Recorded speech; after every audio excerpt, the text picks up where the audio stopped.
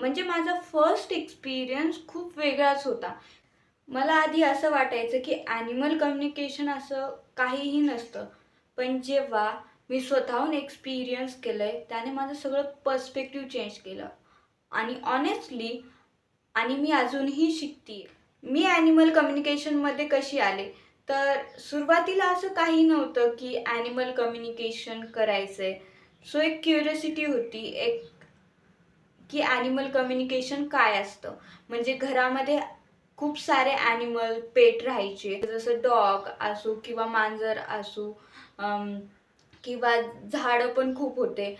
So एक curiosity होती की मी म्हणजे खरंच मी बोलू शकते का, किंवा ॲनिमल कम्युनिकेशन म्हणजे काय असतं. पण ॲनिमल कम्युनिकेशन हे खरं आहे का, त्यावर खरंच खूप डाऊट होता. खूप यूट्यूबवर सर्च केलं, खूप व्हिडिओ बघितले, खूप लोक कॉन्फिडेंटली बोलत होते.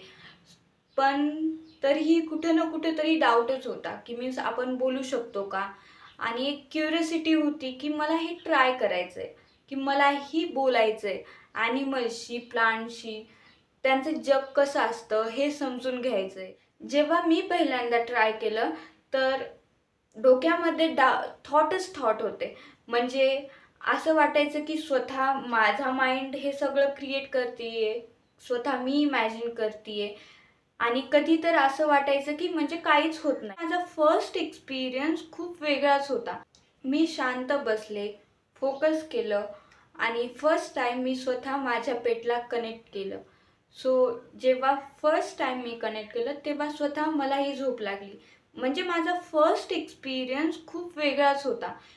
म्हणजे ॲक्च्युली मी कनेक्टही केलं, केलं नाही, हे मला काहीच कळालं नाही. आणि मला लिटरली कनेक्ट करता करता झोपच लागली. आणि नंतर मी हे सगळं क्रॉस चेक करायला गेले. म्हणजे ॲक्च्युली मी कनेक्ट केलं का, ही झोप मला स्वतः लागली होती. सो जेव्हा मी क्रॉस चेक करायला गेले, सो लिटरली तो झोपीत होता. आणि त्यावेळेला मी कनेक्ट केलं, त्यामुळे त्याला झोप लागली होती. सो त्यानंतर माझ्या डोक्यात म्हणजे थॉट आलता की हे एनर्जी एक्सचेंज आहे का. तर तेव्हा मला जाणवलं की काहीतरी कनेक्शन आहे, जे सांगणं म्हणजे कठीण आहे. सिंपल भाषेत किंवा कोणत्याही शब्दामध्ये हे नाही सांगू शकत किंवा नाही एक्सप्लेन करू शकत.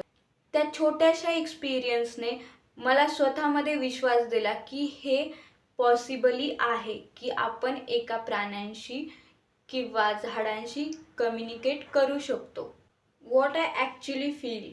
लोकांना असं वाटतं की ॲनिमल कम्युनिकेशन म्हणजे स्वतः ते ॲनिमल येऊन बोलतात का, किंवा जसं आपण संवाद साधतो, म्हणजे कोणाला बोलतो वर्ड्समध्ये, तर त्यांची लँग्वेज वगैरे, तर सगळ्यांना असं वाटतं की ते बोलतात. पण तसं नसतं. ॲनिमल माझ्यासाठी ॲनिमल कम्युनिकेशन एक इमोशन आहे. जेव्हा मी एक ॲनिमलशी कम्युनिकेट करते, तेव्हा मला इमोशन खूप फील होतात. मला इमॅजिनेशन होतं. इमेज माझ्यापुढे क्रिएट होणं चालू होतात. आणि कधी-कधी असंही वाटतं, की ते माझं स्वतःचं माइंड क्रिएट करतीये, का स्वतःचे थॉट मी स्वतः आणतीये, का खरंच तो ॲनिमल मला सांगतोय. हेच खूप डाऊट येत राहतात, जेव्हा आपण स्टार्टिंगला ॲनिमल कम्युनिकेशन करतो. पण जसं आपण प्रॅक्टिस केल्यानंतर हे डिफरन्स तेव्हाच समजून येतो, की स्वतः माइंड क्रिएट करतं का ॲनिमल हे सांगतात तुम्हाला. ॲनिमल हे खूप प्युअर एनर्जीमध्ये असतात, त्यामुळे ते आपल्याला काहीही फेक सांगत नाहीत. मी अजून बिगिनर आहे. मी अराउंड 50+ कनेक्शन केलेले आहेत. पण त्या छोट्या छोट्या एक्सपिरियन्सने मला खूप काही शिकवलं. म्हणजे जेव्हा मी स्वतः कनेक्ट करते, तो सो कोणता ॲनिमल कधी खूप रेस्टलेस वाटतो. आणि जेव्हा मी क्रॉस कनेक्शन करायला जाते, सो एक्झॅक्टली तो पेटचा ओनर किंवा पॅरेंट आहे, तो एक्झॅक्टली ते सांगतो की जे तुम्ही सांगताय ते एक एक्झॅक्टली मॅच होत आहे, की मीन्स आमच्या पेटसोबत सेम तेच होत आहे. आणि हे छोटे छोटे मोमेंट्स खूप मोटिवेट करतात. ऑनेस्टली ही जर्नी इझी नाही आहे. म्हणजे खूप वेळेस सेल्फ डाऊट येतं की मी हे बरोबर करते का, हे होतं आहे का, किंवा हे खरंच आहे का.